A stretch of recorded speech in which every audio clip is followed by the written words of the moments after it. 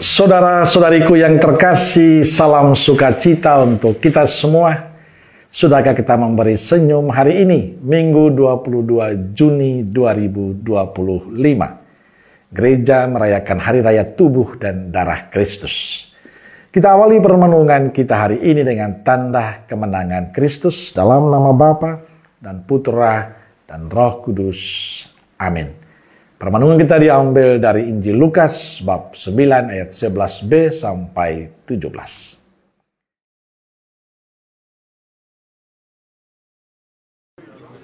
Ia menerima mereka dan berkata-kata kepada mereka tentang kerajaan Allah, dan ia menyembuhkan orang-orang yang memerlukan penyembuhan.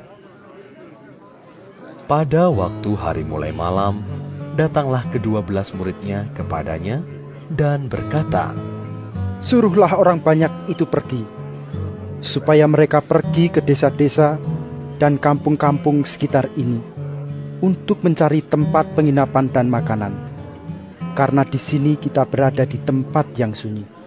Tetapi ia berkata kepada mereka, "Kamu harus memberi mereka makan." Mereka menjawab, "Yang ada pada kami tidak lebih daripada 5 roti dan 2 ikan.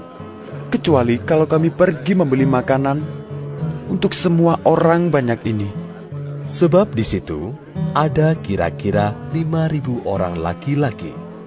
Lalu ia berkata kepada murid-muridnya, "Suruhlah mereka duduk berkelompok-kelompok, kira-kira 50 orang sekelompok." Murid-murid melakukannya dan menyuruh semua orang banyak itu duduk.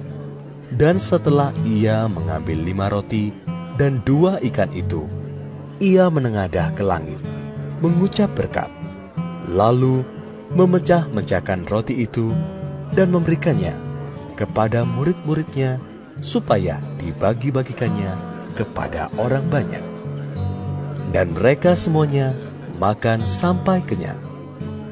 Kemudian dikumpulkan potongan-potongan roti yang sisa sebanyak 12 bakul. Saudara-saudariku terkasih, hari ini gereja merayakan Hari Raya Tubuh dan Darah Kristus.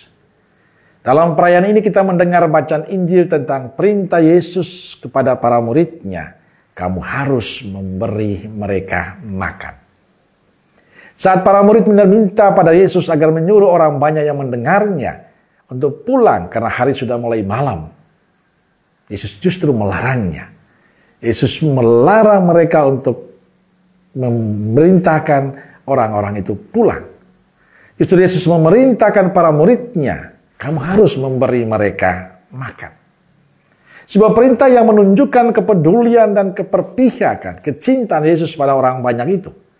Yesus tidak ingin mereka pulang dalam keadaan lapar, tapi sekaligus perintah ini menuntut para murid untuk bertanggung jawab akan nasib orang banyak itu dengan memberi mereka makan, bukan membiarkan atau menyuruh mereka pulang. Saudaraku terkasih, perintah Yesus tidak hanya untuk para muridnya, tapi juga untuk kita. Kamu harus memberi mereka makan.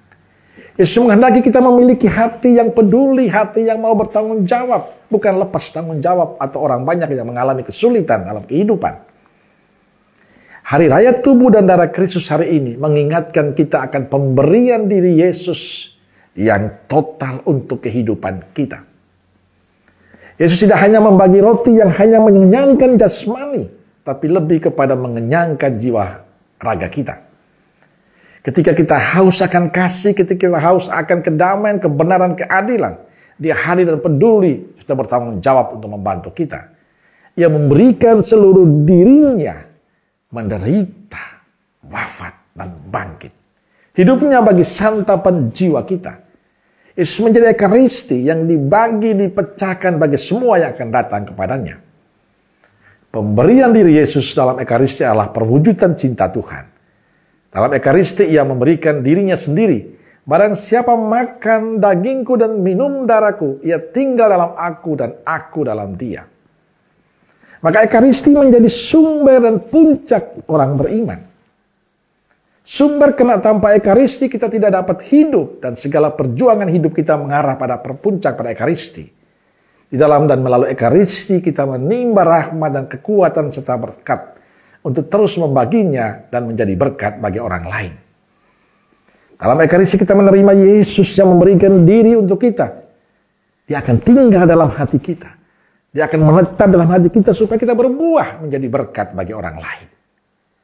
Saudaraku terkasih, hari raya tubuh dan darah Kristus ini, kita bisa merenungkan perintah Yesus untuk kita hari ini. Kamu harus memberi mereka makan. Dia tidak hanya memerintah, tapi dia telah memberikan itu semua untuk kita. Dan ia mengajak kita untuk peduli dan bertanggung jawab pada kehidupan sesama kita. Di sekitar kita banyak orang yang membutuhkan perhatian dan tanggung jawab kita. Mungkin saja itu keluarga kita, komunitas kita. Pertanyaan, apakah kita peduli dengan mereka? Apa kita punya hati untuk mereka? Apa kita memiliki rasa tanggung jawab terhadap kehidupan mereka? Atau kita lebih senang untuk menghindar?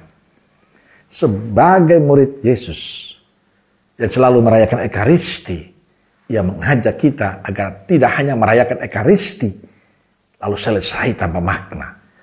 Tapi Ekaristi dengan hati yang penuh cinta karena menerima Yesus dalam kehidupan kita. Dan karena itu bukalah hatimu untuk Yesus tinggal sehingga kita mampu menjadi orang-orang yang selalu memiliki hati, memiliki pedulian pada sesama. Saudaraku terkasih, hendaknya Ekaristi yang kita rayakan setiap hari, setiap minggu, semakin membuat kita peduli, bertanggung jawab dengan kehidupan sesama, seperti yang ditunjukkan oleh Yesus.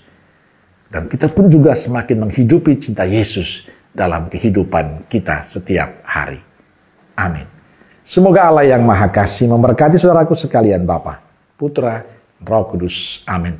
Keluarga Kudus Nazaret, doakanlah kami. Amin. Berkah dalam.